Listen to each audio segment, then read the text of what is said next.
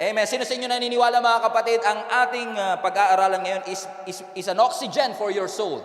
Amen. Sa mga naghihingalong pananampalataya na dyan, amen, will be an oxygen for your soul. This will be a fuel in the fire sa lahat ng mga taong nawawalan na ng langis sa kanilang paglilingkod. I hope and I pray na kausapin tayo ng Panginoon ngayon at i-transition tayo ng ating Panginoon. Sabihin mo nga, I'm on a transition. Amen. God is bringing me into a transition because our life is filled with transitions from season to season, from strength to strength. Nung hindi mo pa kilala si Lord, from mess to message, from test now to testimony, testing now, testimony later. Amen. From trials to triumph, trial ngayon, triumph. Pagdating ng bukas, there's a transition from panunood to tagasunod. Are you ready for the word? Let's open up our Bibles to Luke chapter 5 verse 1. Kanina, nung sinare ko to sa 10 a.m. service, tahimik masyado. Walang nagsasalita. Amen. Kasi nga, kumbaga sa pagkain, parang okra to eh. Ayaw mo. Parang jowa mo din dati. Ayaw mo na.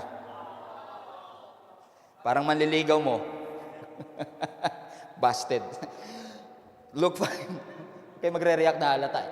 Luke 5 verse 1. Are you ready, mga kapatid? Amen. Mainit ba, malamig? Malamig naman, sakto malamig, di ba? Malamig. Tingnan mo yung katabi mo. Ang lamig, no? Parang kayo. Luke 5 verse 1. Luke 5 verse 1. So it was. Ito na, tinutoyo na tayo. Luke 5:1. So it was as the multitude pressed about Jesus to hear the word of God, Jesus stood by the lake of Gennesaret. And while Jesus was standing, he saw two boats standing by the lake. But the fishermen had gone from them and were washing their nets. Remember that? Ang mga disciples, they tried to catch fish, and at this time, naguhugas na lang sila ng kanilang lambat. In verse 3, then, Jesus got into one of the boats, which was Simon's boat. Bangka ni Peter.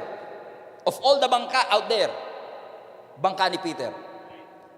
And asked Peter to put out a little from the land. And he sat down. Jesus taught the multitudes from the boat. And when Jesus stopped speaking, he said to Simon, launch out into the deep and let down your nets for a catch. Launch out into the deep and let down your nets for a catch. Launch out into the deep. You cannot fish on shallow waters. Launch out into the deep and let down your nets for a catch. I want to talk to you about the subject, make yourself available. Singkitan mo ang iyong katabi, sabi mo sa kanya, make yourself available. Last Tuesday, during our meeting with the small group leaders o yung prime small group leaders ng ating church, I talk about a message called From Come and See to Come and Die. Because ako naniniwala mga kapatid na ang pagiging Kristiyano hindi dapat stagnant. Although sinabi ng Bible that Jesus is the same yesterday, today, and forever, si Jesus yun. Tayo hindi dapat nananatiling ganun pa rin habang buhay. God wants you to excel, to improve, to mature. And ang message na yun is talking about from the first stage of coming and seeing what God can do to coming and dying for your faith. And we were all blessed with that. And I want to catch up on that thought about improving, leveling up, and deepening our relationship with God. Because how many of you believe kailangan nating lumalim sa ating pananampalataya? Walang isda sa mababaw na tubig. Walang balyena sa mababaw na tubig. Are you feeling? Walang malaking blessing sa hindi malalim na tubig. If you want to experience great blessing, you cannot experience it on shallow waters. And we have to remind ourselves na ang Diyos na pinaglilingkuran natin is a gracious God. He is merciful. Ang grace ni Lord is from Genesis to maps ng Biblia, evident.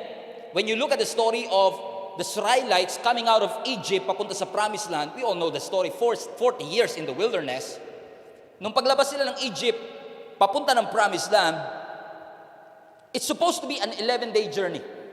Pero inabot ng 40 years. What a delay. And actually, kung sumunod lang sana sila at nakinig lang sana sila sa instruction ng Panginoon, although delay na, hindi dapat aabutin ng 40 years kasi 2 years pa lang pwede na nilang pasukin ang Promised Land. Nasa edge na sila ng Jordan River. Yung Jordan River ang boundary ng Promised Land sa wilderness. Patawid na sila ng Promised Land. Nasa edge na sila ng Jordan River. Pero dahil sa kanilang takot sa mga giants, imbis na i-possess ang possession, they settle for less.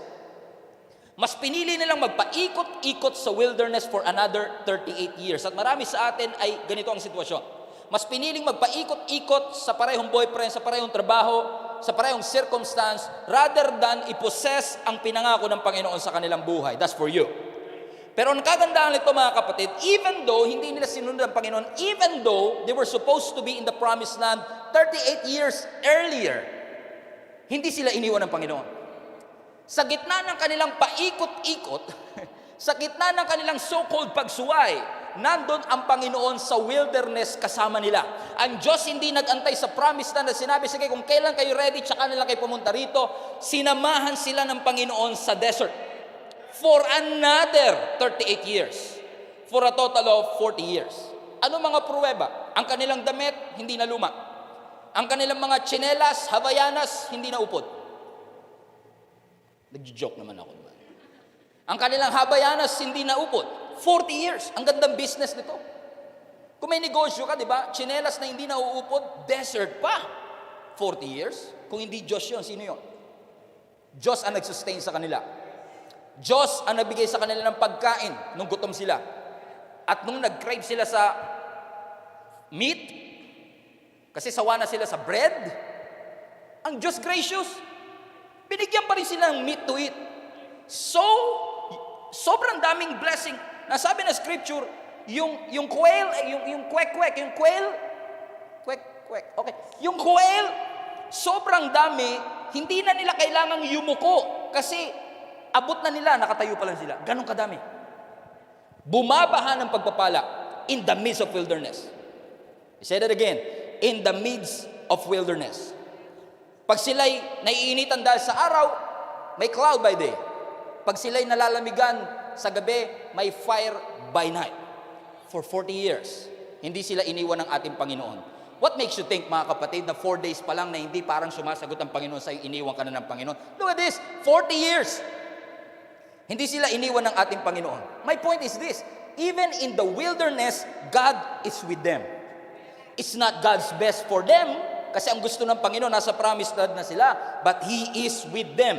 God is showing His goodness. God is showing His kindness. God is showing His grace to them. God is patient with them.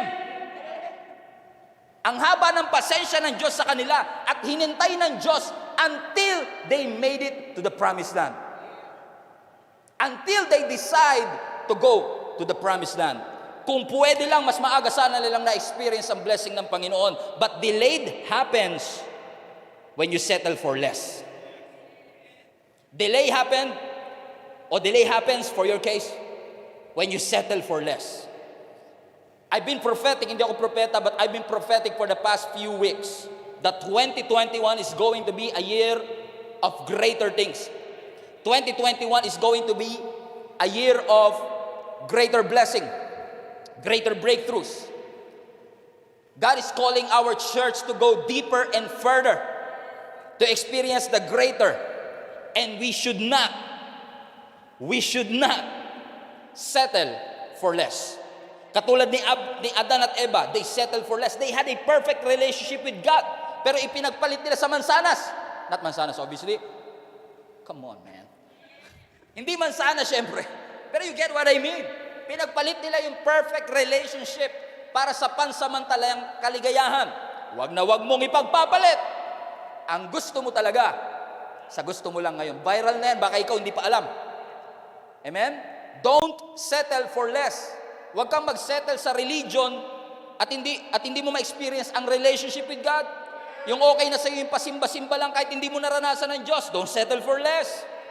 Huwag kang mag-settle for less sa pagiging church member lang at wala kang relationship sa ating Panginoon. God wants you to experience more from Him. Obey God, and God will open the way for you. It's not difficult, it's not easy, and nobody said it was easy. Sabi nga ng Coldplay, sabi rin ng Bible. But when you obey, God will open the way.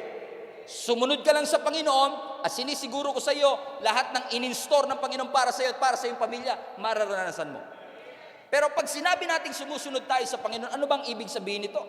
Ang ibig sabihin ng obedience, obedience is going in the direction that God told you to. Say that again. Para sa mga note takers dyan. Obedience is going in the direction that God told you to. Maraming Christian mukhang sumusunod, pero they are not in the direction that God told them to. Ang tunay na obedience, naglalakad, pero sa direksyon na pinapalakaran ng Diyos. Kapag sinabi mong sumusunod ka sa Kanya, kalooban talaga ng Diyos ang gusto mong mangyari sa iyong buhay. But obedience will cost you something. Salvation is free. Let me put this in the context. Ang kaligtasan, free. Pero ang pagsunod may cost. But disobedience will cost you more. Let that sink in for a while. So my question is this, kailan ba tayo magde-decide na sumunod sa Panginoon? Simplify ko. Kailan ka ba susunod? Kailan ka ba magkukumit? I'm not judging anyone. I'm just saying. Kung kayang sabihin niya sa iyo ng jowa mo, kailan ka ba magkukumit? Mas lalong dapat isipin natin, kailan nga ba ako magkukumit sa Panginoon? Look at the world around you. Maraming tinuturo ang mundong ito na hindi dapat. Ang mundong ito, tinuturuan tayong maging less and less committed.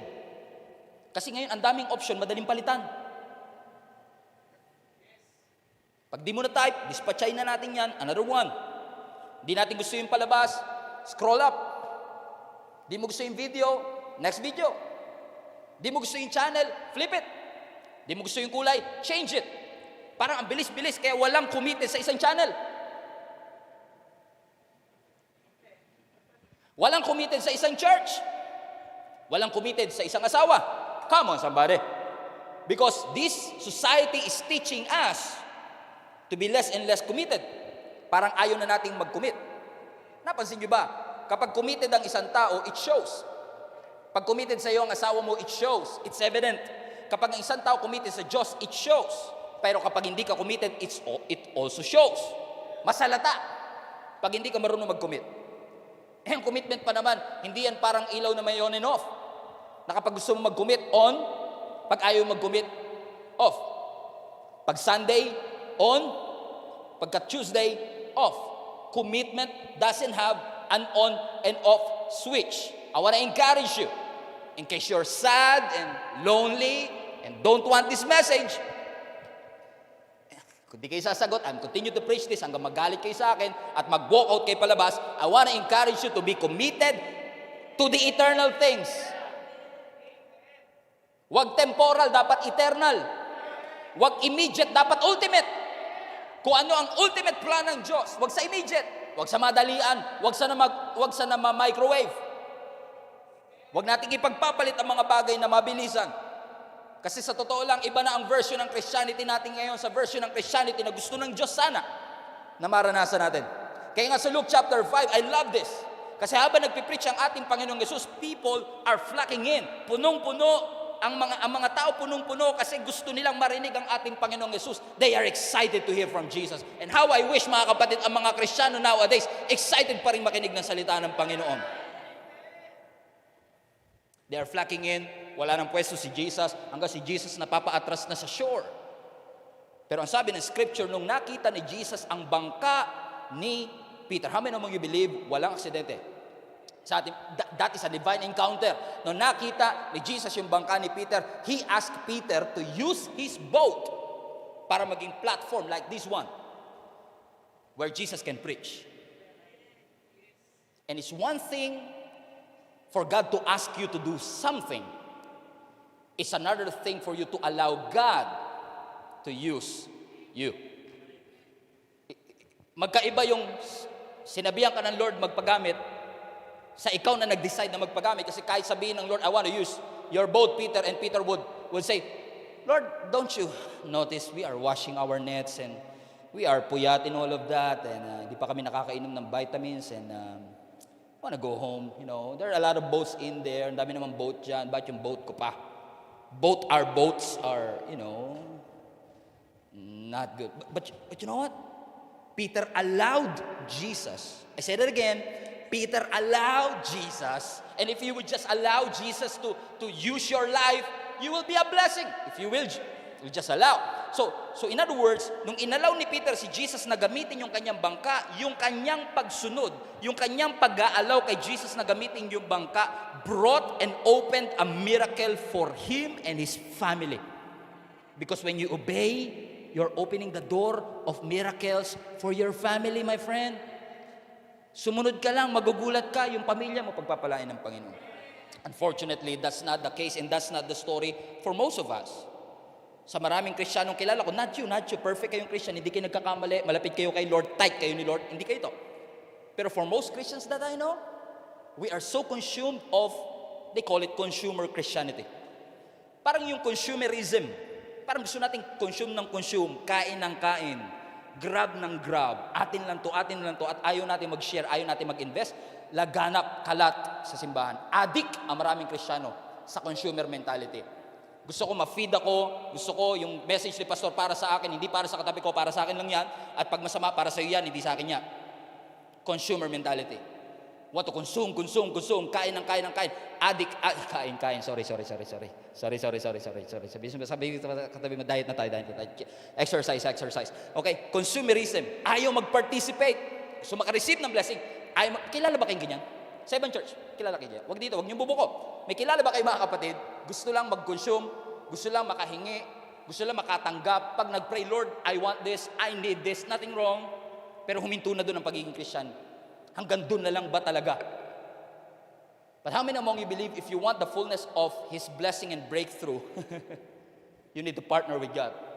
You need to participate. Remember yung feeding of 5,000. Hindi, kung tutuusin ng Diyos makapangyarihan, hindi niya na kailangang hiramin yung 5 loaves and 2 fishes. Magsalita lang siya. Be filled! Mabusog kayo lahat. Busog na kami lahat. I'm fine, I'm good. But no. He asked the disciples, remember that? He asked the disciples to distribute the 5 loaves. Participate.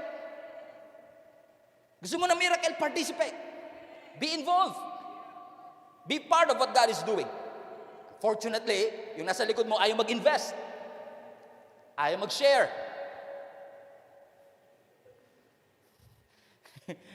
Muntik ka pang mapalingon na. Ayaw mag-invest, ayaw mag-share. Nakakatuwa lang, lalo yung mga parents. Tuntua ako sa mga parents talaga eh. Lalo kayo magiging parents na rin kayo. Di ba pinapangarap nyo, alam nyo, pag nagkaanak ako, i-enroll ko siya sa ballet school. Ako pag nagkaanak ako, i-enroll ko siya sa piano lessons. Promil kid ba? Batang may laban. Bonakit. Wala nakakuha ng joke. Anyway, I want to invest in all of that. Walang masama na gusto mong magbale yung anak mo, pero hindi naman siya, most of the time, hindi siya magiging ballerina. Most of the time, hindi siya magiging professional musician. Pinag-enroll mo pa ng painting class, alam mo naman, pangit talaga drawing. Pero in-enroll mo, nag-invest ka sa bagay na hindi naman niya tatahakin. At kung kaya mo mag-invest sa bagay na hindi niya naman tatahakin, bakit ayaw natin mag-invest sa bagay na makakatulong sa iyo at sa iyong pamilya? This church and the church that you are attending to has been helping you since pandemic. Where is your investment? Consumer mentality. I don't expect you to shout and to say amen. Are you available? And say, Lord, use my boat. Lord, use my net. Lord, use my life. I am available. Make yourself available. Ano sabi ng 2 Timothy chapter 4 verse 2? Preach the word of God. Look at this. Be prepared whether the time is favorable or not. In other words, sa King James translation, preach the word of God. Be ready in and out of season.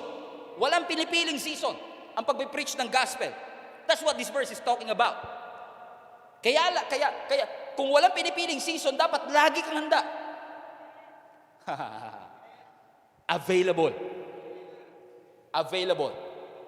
God wants you to be available. Pag sinabi mong available, suitable. Pag sinabi mong available, accessible. Kapag sinabi mong available, ready to use.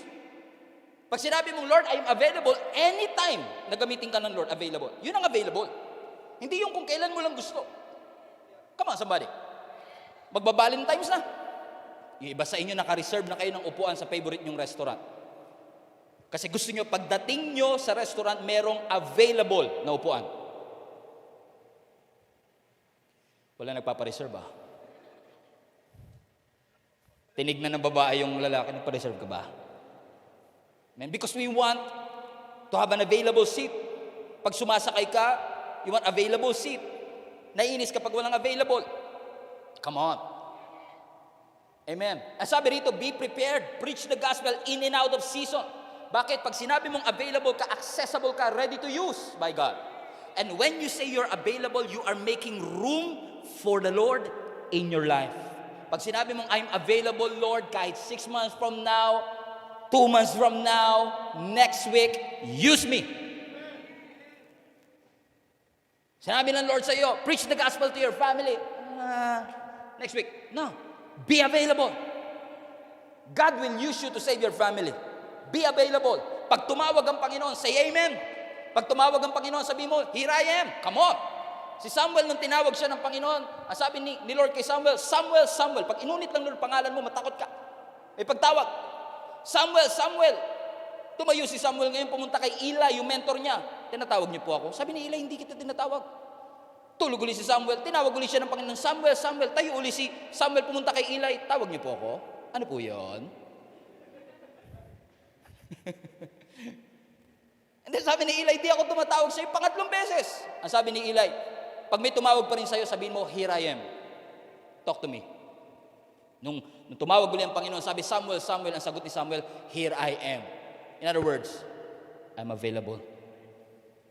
How many of you can say that to God? Na every time tatawagin tayo ng Panginoon, sasabihin natin, I'm available. Mind you tinawag si Samuel in the middle of the night. Hindi sinabi ni Samuel, bukas na. Hindi sinabi ni Samuel, puyat pa ako. Hindi sinabi ni Samuel, kakanood ko lang ng Netflix, puyat pa ako, pwede bang bukas na lang? In the middle of the night.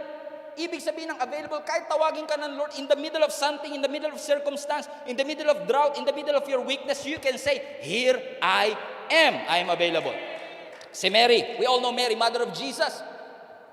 Bigla na lang nag-appear si Angel Gabriel out of nowhere. Buntis ka, congratulations.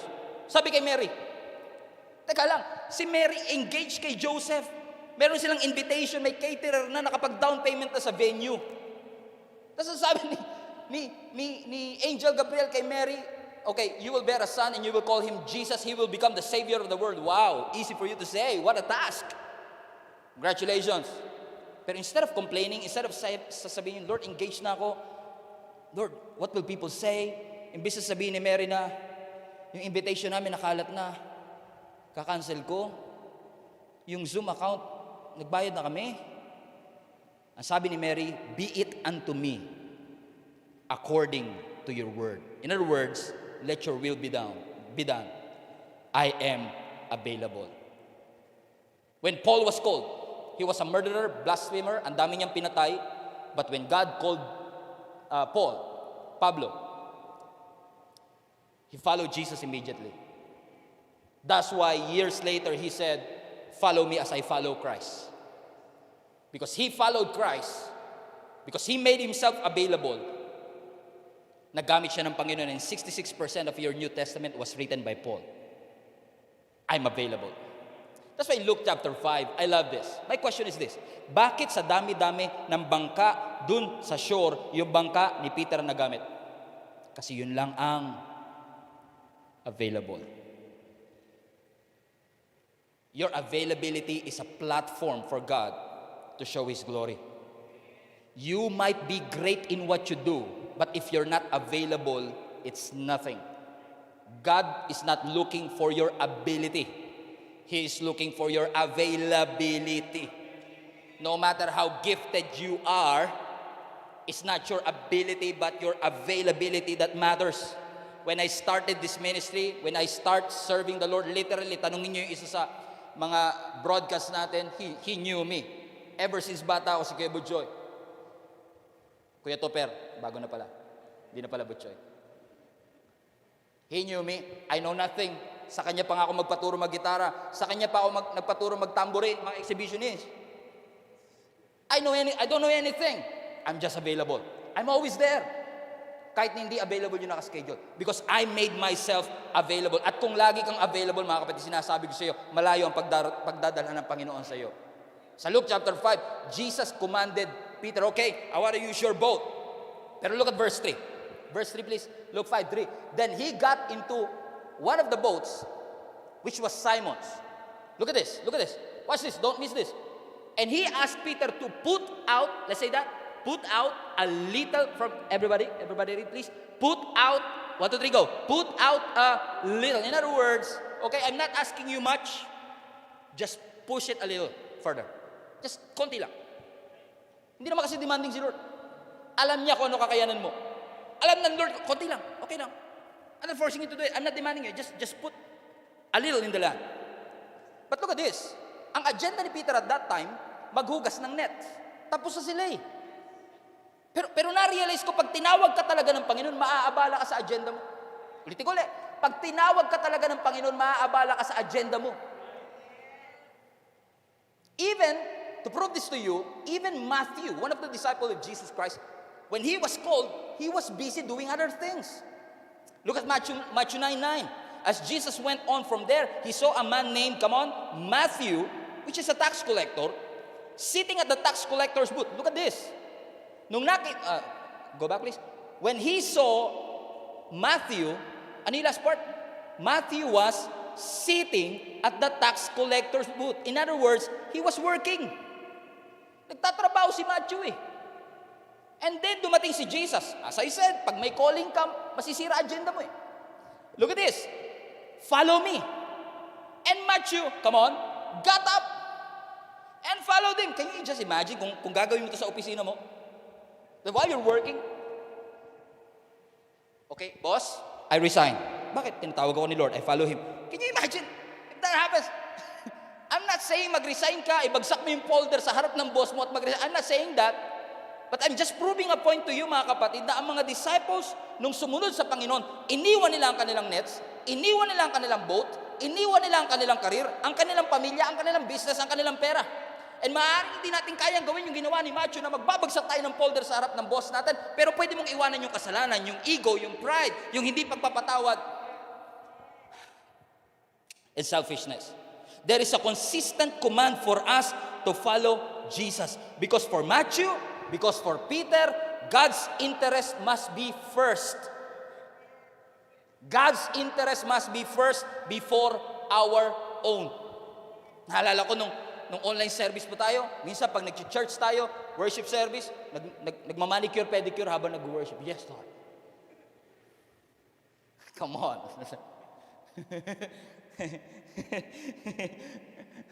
Malinis ko yung budhi, hindi. Hallelujah. Iba naman habang nag-worship, naglilinis ng CR. Nagbabrush. Amen, Domex.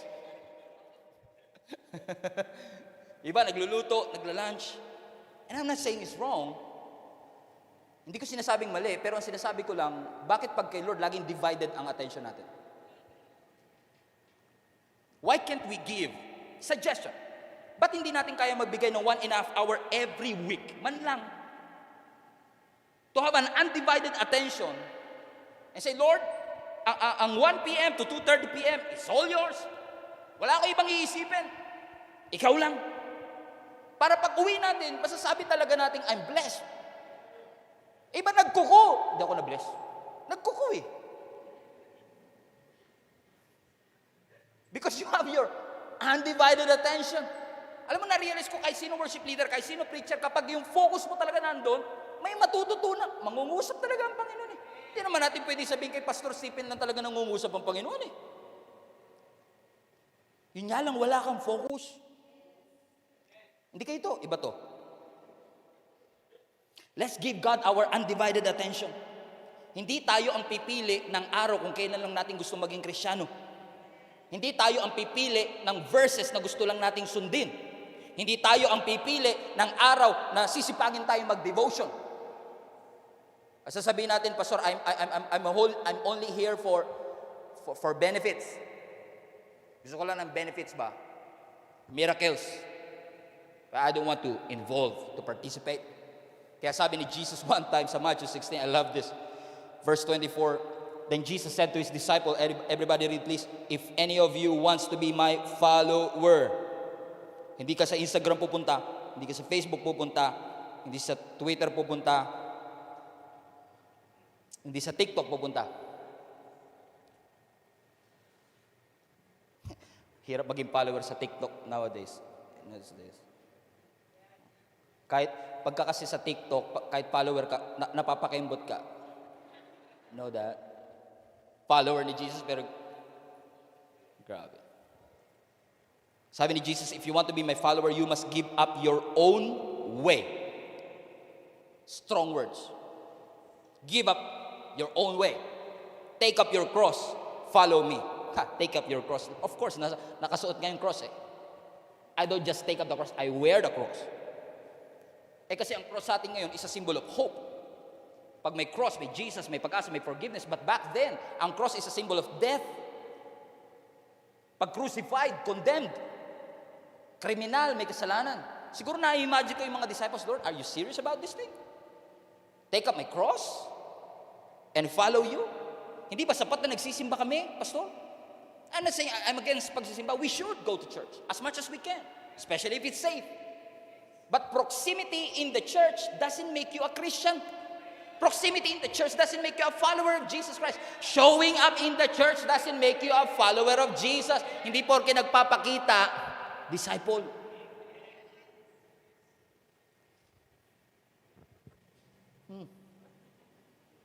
God is calling you, inviting you. Alam nyo, kaya dito sa Gia Kamanaba, we are trying our best. Pag may service every Sunday, kung follower kayo talaga ng page natin at ng YouTube natin, Jesus Alive, CMNB, every week may announcement. O, may service tayo ha. O, lalo na itong week, meron tayong 1 p.m. service ha. Wow. Saya. Lagi yan. Every Sunday, pag nandito, hindi pwedeng, nandito na hindi ko mababanggit o hindi namin mababanggit, join the link up group. Small group. May bago pa ngayon, mag-join kayo sa growth track. We are always explaining it to you. Malinaw yung announcement, pero na-realize ko, ang issue hindi yung clarity ng announcement, kundi yung posture ng tao o posture ng puso natin na sumunod sa Kanya. Kahit gaano kalinaw ang announcement, kung ayaw mo talaga sumunod, hindi mo maririnig. Talaga lang. Hindi kayo to, ibang church to. Amen. Kasi kayo, nakasign up na kayo sa link up group. Tama. Readiness of our heart to get involved will get you closer to God. Naalala nyo ba nung nagsimula yung pandemic? Alam ko, sawan-sawa na kayo sa salitang pandemic tsaka sa COVID. Okay? Nung pumasok ang season na ito, yun na lang ha.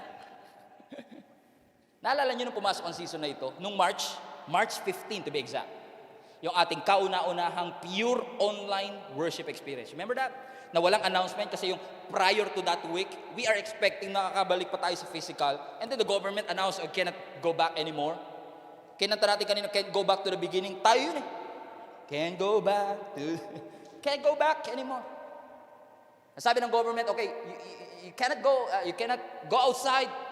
And we are forced to do online service. Remember that?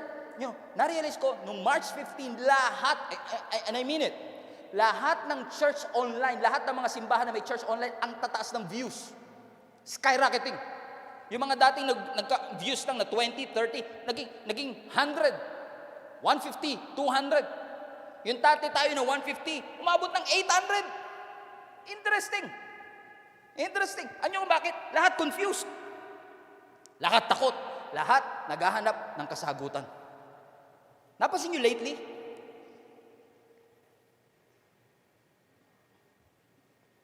Bagsak, man. Na-realize ko, confused kasi dati, nung nagkaroon na ng natauan na, okay na, kaya ko nito, Lord. Takot dati, nung na-secure yung trabaho, okay na, Lord. Ginagawa natin panakip budas. Sa ating takot, ang Diyos. You cannot give your undivided attention. Naalala nyo dati nung March, nakabihis pa tayo pag online service. Nagbibihis talaga. Talagang, pagka 10 o'clock, naalala ko, 10 o'clock, alas 8 pa lang yan. Inaayos mo na yung sopa. Pag communion yan, bagong timple yan, malamig pa. First time mo makainom ng communion na malamig yung juice. Remember that? Ako, first time ko yun for many years. Sa bahay lang ako nagko-commune, malamig yung juice. And amen. Aayusin mo yung TV, yung HDMI, yung laptop, nakapwesto na. At kapag 9:55 na, wala pang online, nagagalit na kayo nun. Wala pa bang online? Wala pa bang online? Gagalit sa amin. Hindi nyo alam yung pressure here. Pero ngayon, 10:30 na. Kasi, ay, may service pala kami. Nood. In Jesus' name, in Jesus' name. Ay, may gagawin nga pala ako. Undivided. Divided na divided tayo. Ano ba talaga? Hanggang dito na lang ba talaga tayo? Gawin nyo yan sa asawa nyo, maghiwalay kayo. Buti na lang, mahal tayo ng Diyos. Hindi tayo hinihiwalayan. Ay, salamat. Nung March, people are actually making time for God. 1 year later, sabi pa, nung March, ito gusto ko eh. Pag talaga nakabalik na kami sa physical service, excited. Nag-announce tayo, may physical service na. Hindi ako pwede. Liar. Sabi mo sa katabi mo, liars go to hell. We are not making ourselves available anymore. My challenge to you is this: whatever season we are in, always make yourself available. Baka naman pwede kapag may 10 a.m. service, may 1 p.m. service, o kung may online man tayo, kung online ka manunod, maybe you can set aside time. I'm not asking this for myself. I'm not asking this for views. I'm asking you this. No, we record the views. We have the chart for views. We evaluate the views. We evaluate the analytics, but we don't depend on it. Hindi porke nanood, tagasunod. Oh! It must be kingdom agenda, not your personal agenda. Bakit? Maraming tao ngayon are using the church for their own agenda. Don't. Give up. Deny yourself. Ang sabi ni Jesus, take up the cross and follow me. It's not for our sake anymore. Do you understand what I'm saying? It's not for our sake anymore. Sa basketball team, lalo pag 3 superstar, lagi tayong critical. Sino kaya magbibigay sa kanila? Parehong superstar, parehong swapang, parehong buhaya, ayaw magpasahan. Pero ang tunay na matinding team, yung kahit 3 ang superstar, they don't care kasi ang goal mag-champion, hindi sumikat. And some basketball players that I admire, especially back then, are willing to give up their scoring. Dati silang scorer sa kabilang team, nung nilipat sa kabilang team, okay, papaubaya ko kay LeBron James kung siya ang scorer ng team. I will give up my scoring for him. I will give up my TF. Di bali mas mababa ang TF because I want to support this team.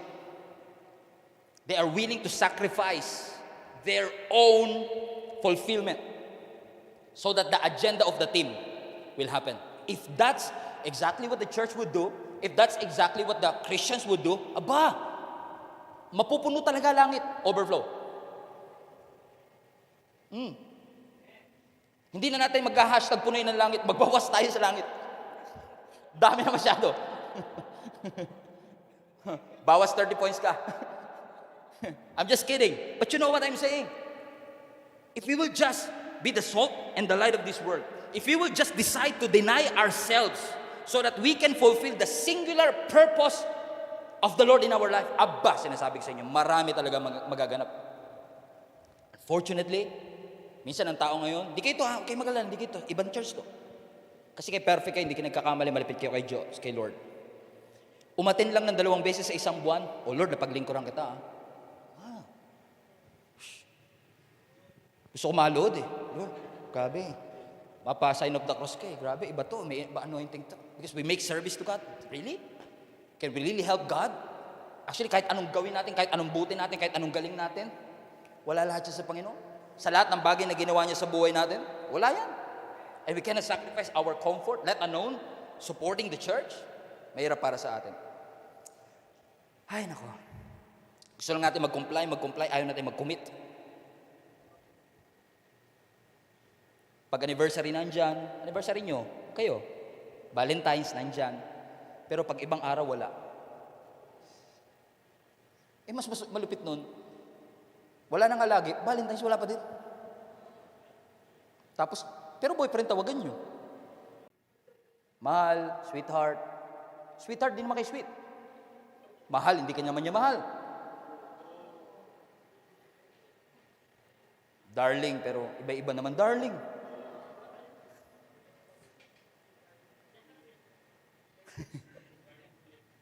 Sabihin mo, wala ka ini-invest sa relationship na ito. Nakakatawa iba. Hindi kito iba to. Nakikiusap tayo sa iba na mag-invest sa bagay na hindi naman tayo nag-i-invest. Oh, mag-invest ka pero ayaw mo. Magbago ka pero ako ayaw magbago. Sounds like church to me. Pag-usapang pagbabago, yan. Pag may nabanggit si pastor, yan. Para sa iya, kakalabitin mo pa yung asawa ko, ikaw talaga, magpakatino ka na. Pero pag siya na, we don't want it. Hindi kayo ito, ibang church to. Kasi kayo perfect kayo, malapit kayo kay Lord. Kuling na lang, kuhanin niya kayo sa sobrang bait nyo. Amen? Let us follow Jesus. Puro yan, tapos gusto mo lumago, ganyan lang. Hindi talaga. You wanna grow, invest. Mag-i-invest ka ng time. Mag-i-invest ka ng panahon para sumunod sa ating Panginoon. Si Governor Felix is quite a famous guy, judge, and one time si Peter o si Paul was arrested for sharing the gospel. Nag-share na ng gospel, na aresto pa. But at that time, ang magja-judge kay Paul kung siya ba'y makukulong o hindi ay si Governor Felix. At that time, pinatawag ni Governor Felix si Paul because Paul was quite famous at that time and their movement, yung Christian movement, yung The Way at that time, hindi pa Christian noon, The Way pantawag, was quite famous and people, especially the politicians, are intrigued. Ano ba tong The Way? So, when Paul was arrested, hiningan ni Governor Felix ng statement, itong si Paul. Ano ba tong ginagawa ninyo? Si Paul being anointed by God, in-evangelize, parang in essence, sinishare niya na rin ang gospel si Governor Felix. And to the point na si Governor Felix, magiging born again na rin. Kalaban to ng mga The Way, pero parang natatouch siya. Kaya ginawa ni Governor Felix, okay, balikan na lang. Parang natouch siya eh. Pinaalis niya, balikan na lang. And then, a few days later, siguro talaga nabagbag ang damdamin niya, pinatawag niya uli si Paul, at habang nagsasalita sa Paul, nabagbag na naman damdamin niya. And look at this. This is interesting. Acts 24. Is it available? Acts 24. A few days later, Felix came back with his wife, Drusilla. By the way, kung magkakaroon kayo anak, magandang pangalan, Drusilla. Katunog ng Godzilla. A few days later, Felix came back with his wife, Drusilla, who was Jewish. Next verse. Sending for Paul, they listened to Paul telling them about faith in Christ Jesus. In other words, binabanggit ni Paul yung kanyang faith. Look at this. As he reasoned with them, habang nagsasalita si Paul about righteousness and self-control and coming of the day of judgment, Felix became frightened. Natakot siya na baka ma-convert siya. Natakot siya na baka maging The Way na rin siya. Kaya, verse 26, ang sabi niya, 25 rather, go away for now. Look at this. When it is more convenient, I will call you again. Alam niyo, si Felix represents Christians like me. Si Felix, Governor Felix, represents Christian like us, interested sa gospel, pero takot mawalan ng status. Takot mawalan ng power. Takot mawalan ng approval ng ibang tao. Interested sa gospel, pero takot iwanan ng ibang kaibigan. Interested sa gospel, pero ayaw maglaan ng kanilang panahon. Saying yes to God doesn't mean we finish the race. Kapag nagsabi ka, yes Lord, hindi ibig sabihin na natapos na natin ang race. We became part of the race when we say yes to God, but saying yes to God doesn't finish it. In fact, saying yes to God will just start the race, not finish it.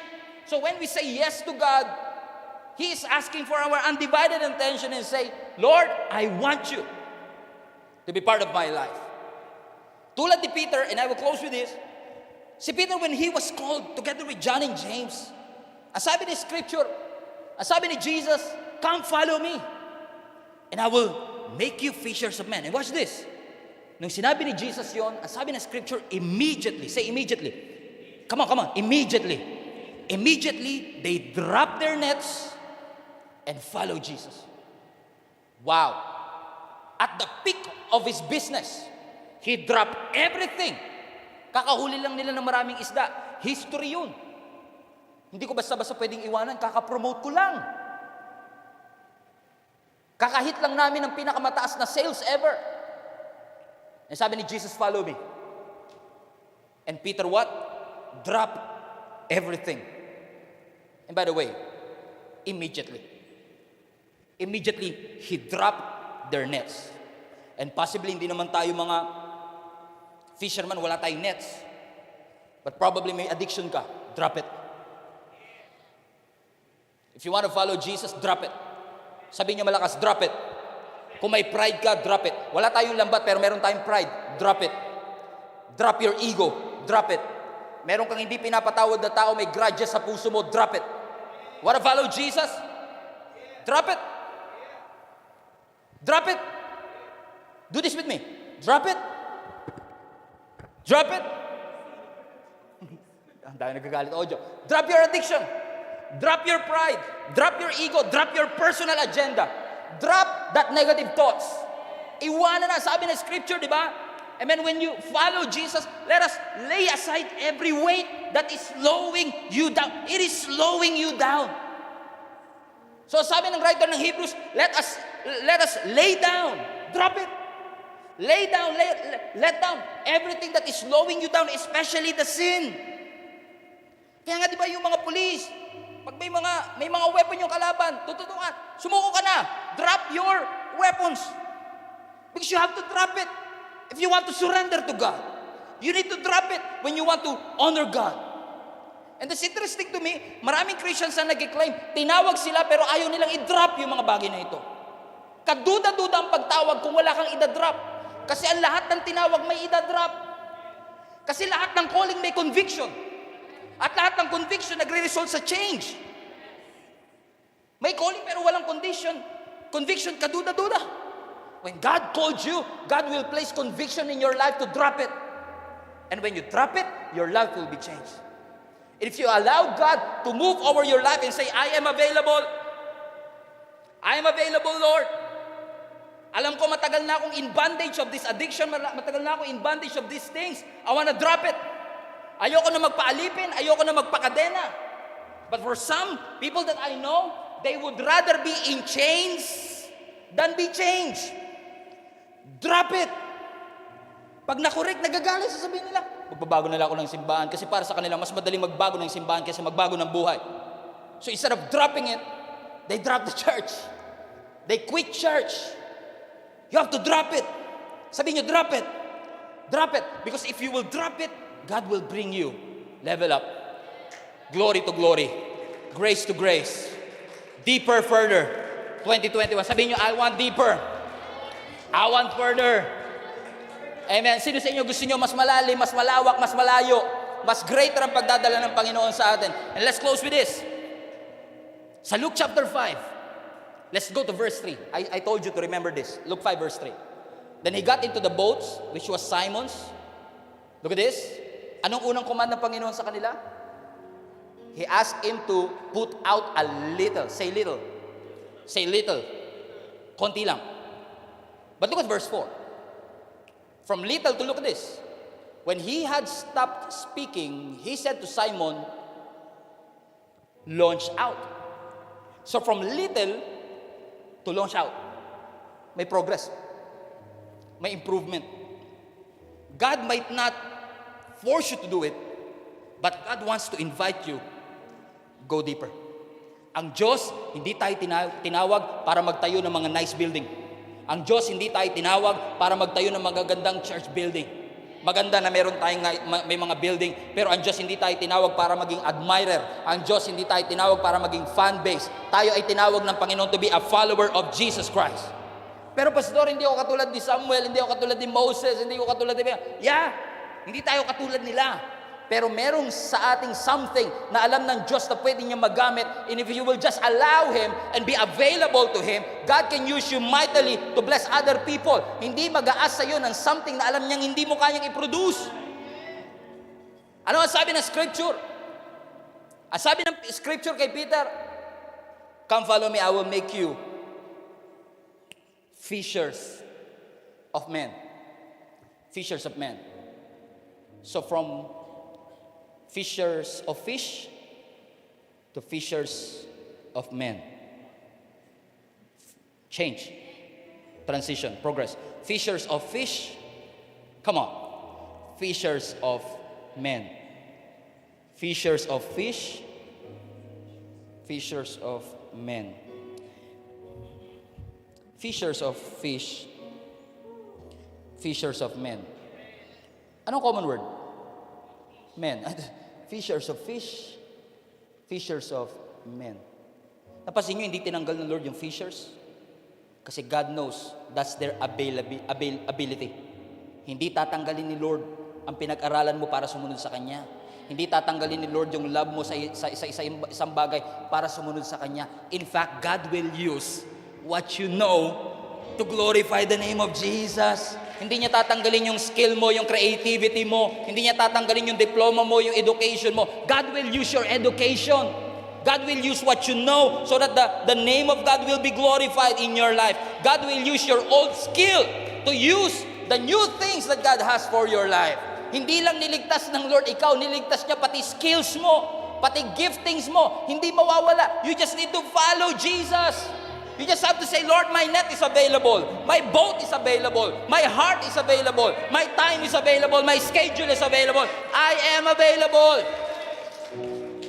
Hindi ko kayang mag-preach katulad ni T.D. Jakes. Hindi ko kayang mag-preach katulad ni Andy Stanley. Hindi ko kayang mag-preach katulad ni Stephen Furtick. Pero kaya ko mag-preach katulad ni Stephen Prado. And si Stephen Prado, hindi kasing galing ni T.D. Jakes, hindi kasing galing ni Stephen Furtick, pero si Stephen Prado available. All you have to do is make yourself available and say, Lord, I know. Lahat ng pinagdaanan ko of the fast, lahat ng abuse, lahat ng trials, lahat ng difficulty na pinagdaanan ko, hindi i-erase, hindi buburahin ng Panginoon kasi gagamitin ng Lord ang lahat ng pinagdaanan mo para magamit at matulungan natin ang ibang tao. Just say, I'm available. I'm available. I'm available. I'm available. I'm available. So God used the boat. Hold on. God used the boat. Teka lang. Di ba sabi ni Jesus, come follow me. In other words, iiwan nila yung boat. Pero yung pinaiwanan, ginamit ng Lord para maging platform, para mag-preach. Hindi ba ito yung ating story? Yung mga bagay na iniwan natin, yung vision na iniwan natin, yung sakit na iniwan natin, insecurities na iniwan natin, gagamitin ng Panginoon lahat yun para maging platform at maitaas ang Kanyang pangalan. Kapag naging Kristiyano ka, hindi ka magkakaroon ng amnesia, maaalala mo pa rin yung sakit na pinagdaanan mo, pero this time, ginagamit ng Panginoon yung mga sakit na yan. Parang ibang taong dumaranas ng parehong sakit ay mapagpala at matulungan sa pamagitan ng iyong buhay. All you need to do is say, Lord, I am available. Use me. I want you to come into my life. Gamitin mo ang aking buhay, gamitin mo ang aking testimony, gamitin mo ang aking talent, gamitin mo ang aking gift for your glory, Lord God. Use me. Come on, stand to your feet and say, use me, Lord. Raise your hand up in the sky.